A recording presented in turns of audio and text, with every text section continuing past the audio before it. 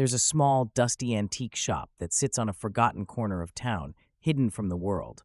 It's the kind of place you pass by without noticing, but once you step inside, the air feels thicker, the shadows darker.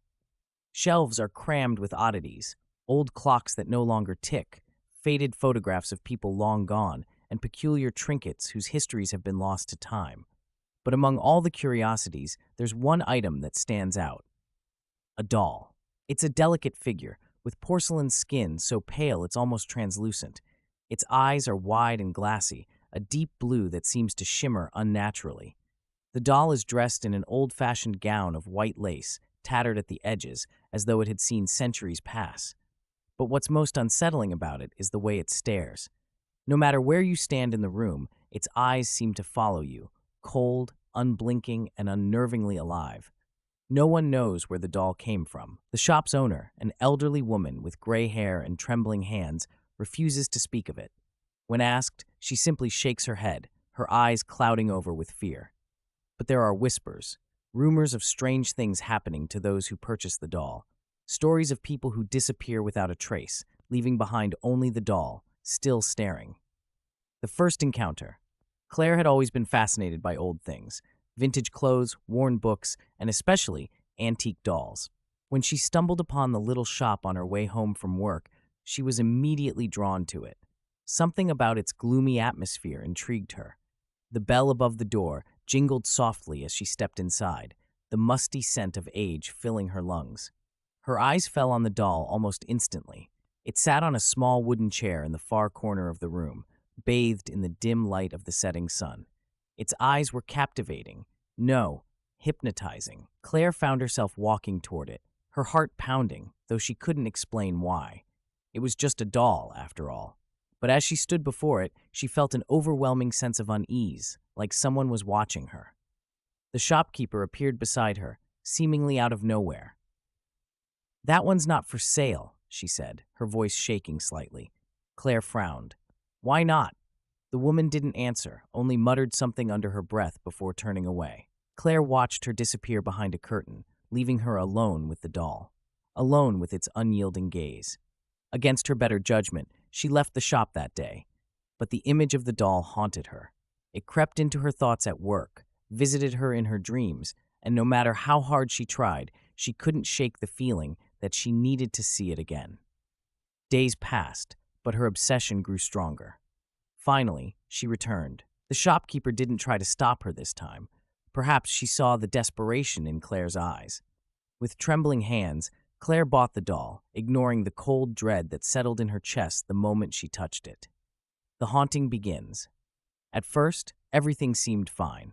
Claire placed the doll on a shelf in her bedroom, positioning it carefully between her other vintage collectibles. But that night, she woke up with a start. Her room was dark, the air thick with an eerie silence.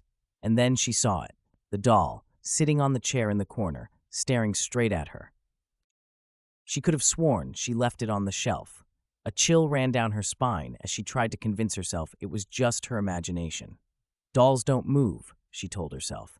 But the next night, it happened again. She woke to find the doll closer, sitting at the foot of her bed, its lifeless eyes locked on her. Claire's breath hitched. Her room felt colder, the shadows heavier, and though she couldn't explain why, she felt utterly terrified. Over the following days, things only got worse. The doll seemed to appear in different places around her apartment. No matter where she put it, on the shelf, in the closet, even locked away in a box, it would always return, always watching, always staring. Strange noises began to echo through her home at night, soft whispers that seemed to come from nowhere, footsteps pacing outside her door. Claire's friends noticed the change in her. She grew pale, anxious, and paranoid. She began to hear the whispers during the day, too, a soft, sinister voice calling her name. One night, after a particularly restless sleep, Claire awoke to find the doll sitting inches from her face. Its glassy eyes were wide, and for a fleeting moment, she could have sworn they blinked. The descent into madness, sleep became impossible. Every time she closed her eyes, she would feel the doll's presence looming over her. Her mind began to unravel. She tried to get rid of it. She threw it away, smashed it against the floor, even burned it. But no matter what she did, the doll would always return, unharmed and staring, its eyes glowing faintly in the dark. In her desperation, Claire returned to the antique shop, demanding answers. The shopkeeper refused to help, her face ashen with fear. "I warned you," she whispered. "The doll, it never leaves once it's chosen you." Claire was beyond reason. She screamed, begged, and threatened, but nothing could undo what had been set in motion. The shopkeeper simply shook her head, her eyes filled with pity. It's too late. That night, Claire barricaded herself in her bedroom, determined to face the doll once and for all. But as the hours passed, the whispers grew louder, more insistent. And then, as the clock struck midnight, everything fell silent. Claire slowly turned her head toward the corner of the room where the doll sat, but it was no longer there. She scanned the room, her heart pounding in her chest, and then she saw it, in the reflection of her mirror, standing right behind her. She screamed, but no sound escaped her lips. The doll's eyes were the last thing she saw before everything went black. The aftermath. When Claire's friends went to check on her a few days later, they found her apartment empty. No sign of struggle, no note. The only thing out of place was the doll, sitting calmly on her bed, its cold blue eyes staring into the distance. Claire was never seen again. To this day, the shop remains open, and the doll still sits on its wooden chair, waiting for its next owner. But the shopkeeper refuses to sell it now, knowing all too well the curse it carries.